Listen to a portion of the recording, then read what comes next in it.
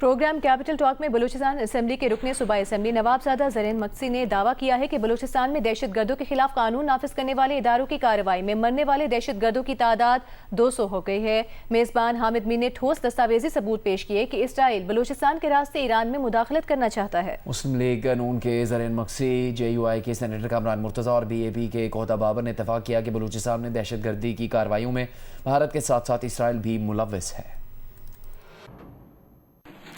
ہمارے law enforcement agencies نے، ہمارے فوج نے جو سوئفٹ رسپانس، کرشنگ رسپانس دیا ہے، وہ دکھاتا ہے کہ ہمارا فوج جو ہے اس پریپیئرڈ، اور ان دہشت گرد یا دہشت گردی کے اوپر there will be a no tolerance policy. اور وہ آپ کیجولٹیز کے اس میں آپ دیکھ لیں کہ تقریباً آج کا جو کاؤنٹ ہے، ٹوٹل کاؤنٹ کوئی 200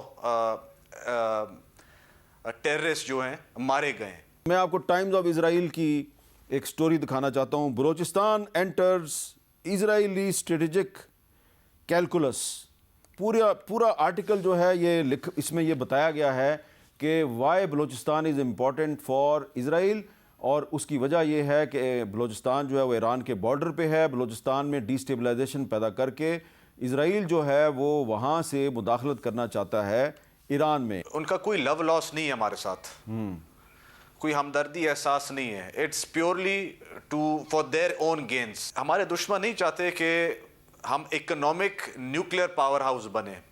ہمارے دشمن نہیں چاہتے کہ ہم ریجنلی ایک ہیجمون بن جائیں۔ میں سب سے یہ سوال کرتا ہوں نوجوانوں سے کہ آپ کا کیا اینڈ گول ہے؟ کیا آپ سمجھتے ہیں کہ 1000 1200 500 لوگوں سے کچھ ہوگا؟ Is it actually viable? Is it feasible? آپ نے کبھی سوچا ہے اس کے بارے میں؟ اگر وہ دہشت گرد ہے اور امریکہ اس کو مانتا ہے یا باقی ممالک مانتے ہیں تو پھر ان کو یہ راستے بند کرنے ہوں گے۔ اسرائیل کوئی ہمارا نہ، ہم لوگ بلوچی میں کہاوت ہے ہمارا خون ایک دوسرے میں اگر ملاؤ تو ملتے نہیں ہیں، اس کا ہم سے کیا ہمدردی، انڈینز کا ہم سے کیا ہمدردی۔ سب جانتے ہیں کہ 400 500 لوگوں کے ساتھ آپ بلوچستان کو آزاد نہیں کر سکتے۔ تو خدا را اب ان لڑکوں اور لڑکیوں کو اس چنگل سے نکالنے کے لیے حکومت کے وقت کے لیے بہت میں ریکویسٹ کروں گا کہ وہ ہمت کریں، آگے آئیں اور ان کو سمجھائیں۔